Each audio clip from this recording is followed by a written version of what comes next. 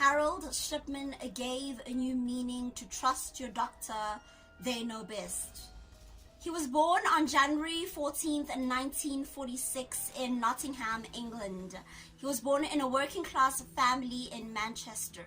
He became interested in medicine when he saw his mother being given regular morphine injections because she was dying from lung cancer.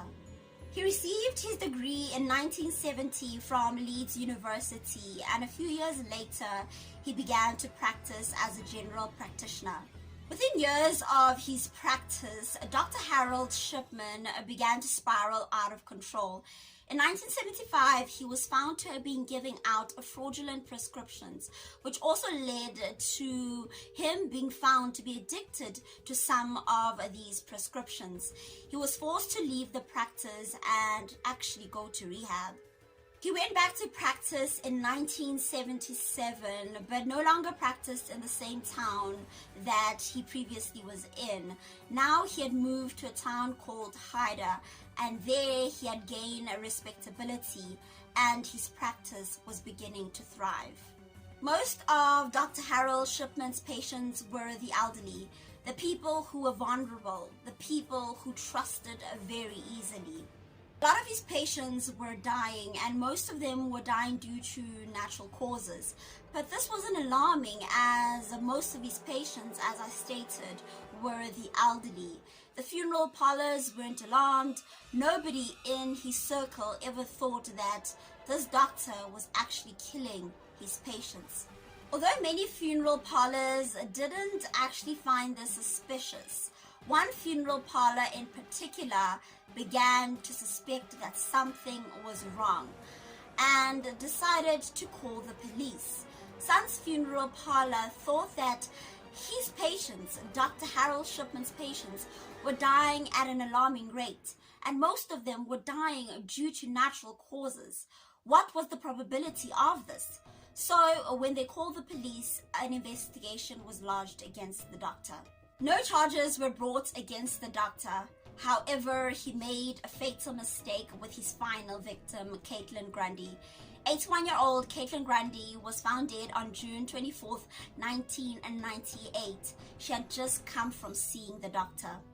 As per usual, the doctor declared her death as a natural cause due to old age. However, Caitlin Grundy's daughter found this very suspicious after a call from her solicitor, stating that the will of her mother was declaring the sole heir of her estate to Dr. Shipman. The daughter just couldn't understand how her mother would cut out all her children in a will and put the doctor. So Caitlin Grundy's body was exhumed and traces of heroin were found in her system. Dr. Harold Shipman stated that the old lady was a drug addict and he had notes to prove it. When officers checked Dr. Shipman's office computer, they found that the notes were actually written after the death of Caitlin Grundy, and he was arrested. On further investigation, it was found that the will was written on a Brother typewriter, and Shipman owned one such a typewriter. Moreover, his fingerprint was on the will.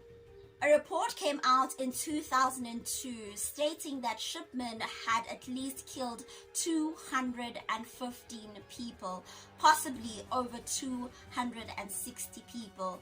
His victims were between the ages of 43 and 93, but it is believed that his youngest victim was only 4 years old. Shipman injected his patients with a lethal injection of painkillers, dimorphine, and then attributed the deaths to natural causes. His motives are still unclear. Some speculated he wanted revenge for his mother's death. Others believed he believed in euthanasia, or others just believed he loved the idea of power, that he had power over life.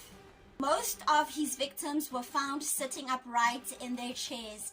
They were fully clothed, and one would believe that they actually died from natural causes. It is also believed that the doctor would encourage family members to cremate their deceased so that no traces would ever be found that he was actually the one responsible for their deaths.